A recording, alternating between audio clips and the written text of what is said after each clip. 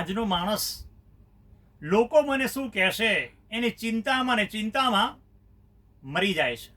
ભગવાનનું ભજન કરવાનું હોય, ભગવાનના મંદિર માટે સમય કાઢવાનો હોય, છતાં પણ એને પ્રાધાન્ય આપતો નથી અને પોતાના વ્યવહાર પ્રસંગને સાચવવા માટે દોડતો રહે છે. પણ આપણે સૌ કોઈએ સમજવાની જરૂર છે કે જિંદગીની અંદર દુનિયાના લોકો શું કરે છે.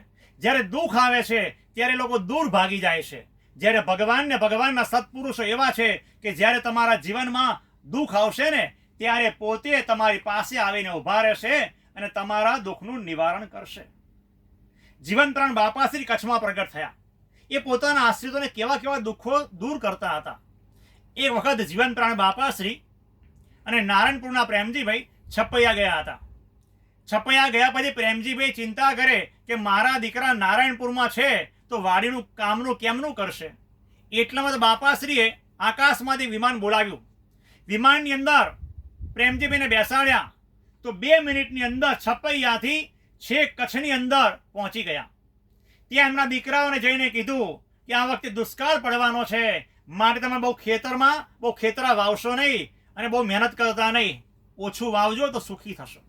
અને 1 મિનિટની અંદર પાછા નારાયણપુરથી પ્રેમજીભાઈને છપૈયા લાવી દીધા. આ વિચાર તો કરો બાપાશ્રીની દયા, બાપાશ્રીનું સામર્થ્ય તો વિચાર કરો કે 2 મિનિટમાં છેક બાપાશ્રી છપૈયાથી કચ્છમાં મૂકી દે છે.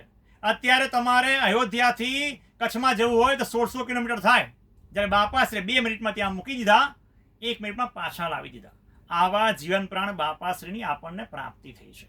તેવા બાપાશ્રી આપણને જે કહે છે કે મૂર્તિમાં ચોંટવું, મૂર્તિમાં વૃત્તિ રાખવી, ધ્યાન ભજન કરવું, તો જીવન પ્રાણ બાપાશ્રીની પ્રાગટ્ય જયંતિ આવી રહી છે. તો બાપાશ્રીનો જીવન સંદેશ છે કે વ્યવહારને ગૌણ કરી મૂર્તિમાં ચોંટવું. તો એ જીવન પ્રાણ બાપાશ્રીના જે સંદેશ છે એને આપણે આપણા જીવનમાં ઉતારીએ.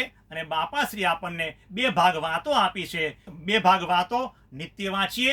આપણા કુમકુમ મંદિરના સંસ્થાપક સાધુતાની મૂર્તિ સદગુરુ શાસ્ત્રી શ્રી આનંદ પ્રિયદાસજી સ્વામીએ 95 વર્ષની ઉંમરે જીવન પ્રાણ બાપાશ્રીનું જીવન કવન શ્રી અબજી બાપા ચરિત્રામૃત સુખસાગર ગ્રંથમાં આલેખ્યું છે. 1200 પાનાનો ગ્રંથ લખ્યો છે.